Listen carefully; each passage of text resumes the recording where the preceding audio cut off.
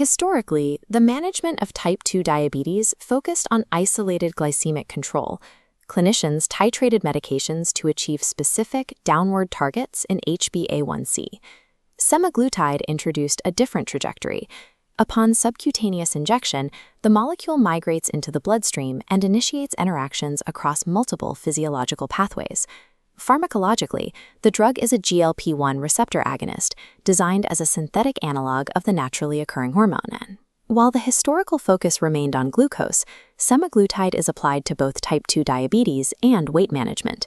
This dual application targets a specific clinical objective, bridging the gap between blood glucose lowering and the broader management of cardiometabolic risk. To understand the prescribing logic behind this drug, we must examine its physiological effects starting at the receptor level. The drug targets 3 distinct systemic nodes: the pancreas, the gastrointestinal tract, and the brain. This anatomical map illustrates the drug's physiological influence across these 3 distinct networks. Mapping this multi-system interaction explains how semaglutide lowers glucose without triggering severe hypoglycemia, while simultaneously driving weight loss. The primary site of glycemic control is found within the pancreatic islet cells. At this level, semaglutide binds to GLP-1 receptors on the islet cell membrane. This mechanism remains dormant until triggered by elevated blood glucose levels. Once triggered, it initiates a dual action response. Insulin secretion increases, while glucagon secretion, which normally raises blood sugar, is suppressed. This results in the effective lowering of both fasting and postprandial glucose. As blood glucose levels return to a normal range, the drug's action pauses. This makes the insulin and glucagon response strictly glucose-dependent. Because the drug's action scales with glucose levels, semaglutide carries a low risk of hypoglycemia when used as monotherapy. The drug's influence extends peripherally to the gastrointestinal tract, specifically the stomach. In the gut, semaglutide delays early gastric emptying, slowing the rate at which ingested glucose enters the circulation. Centrally, the molecule targets the appetite-regulating areas of the brain. In the hypothalamus, receptor activation acts as a neural dampener. This leads to a reduction in hunger, cravings, and total energy intake. These gastrointestinal and central effects are the primary drivers of reduced body weight and body fat. This weight loss axis serves as the catalyst for broader cardiometabolic improvements, including lowered systolic blood pressure and improved lipid profiles. These effects are governed by the drug's specific pharmacokinetic timeline. Subcutaneous semaglutide has a long half-life of approximately 1 week. This duration allows for the convenience of once-weekly dosing. While fasting glucose may drop early in treatment, full HbA1c reductions and weight effects take several weeks to materialize. To manage this accumulation, prescribers titrate doses upward gradually, ensuring patient tolerability to the systemic effects. While the standalone mechanism is highly regulated, clinical risk increases when semaglutide is used alongside other medications. The safety profile seen in monotherapy changes when the drug is combined with other glycemic agents.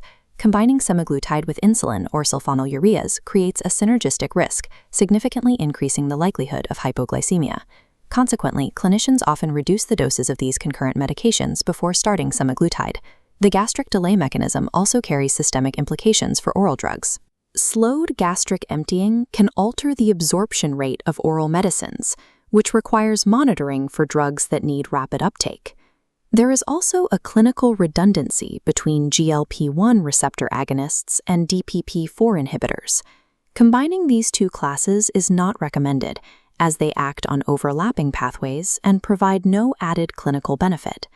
Furthermore, gastrointestinal side effects like vomiting can lead to dehydration, which may worsen renal function in susceptible patients.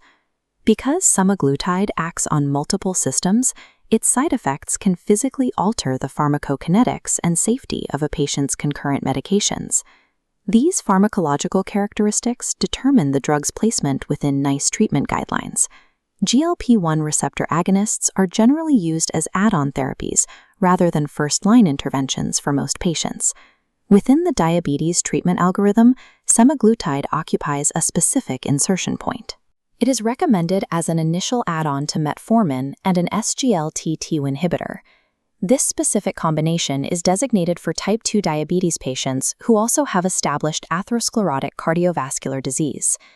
If the clinical aim is weight reduction alone, the prescriber must transition to the separate obesity treatment pathway. NICE guidelines restrict semaglutide to these specific risk profiles, matching the drug's multi-system effects to patients with complex metabolic needs. Semaglutide is prescribed because it successfully integrates peripheral metabolic control with central neural regulation. By activating GLP-1 receptors at the cellular level, it improves glucose-dependent insulin control while simultaneously reducing central appetite. This dual-axis mechanism lowers blood glucose and promotes weight loss, altering both the glycemic and broader cardiometabolic trajectory of the patient.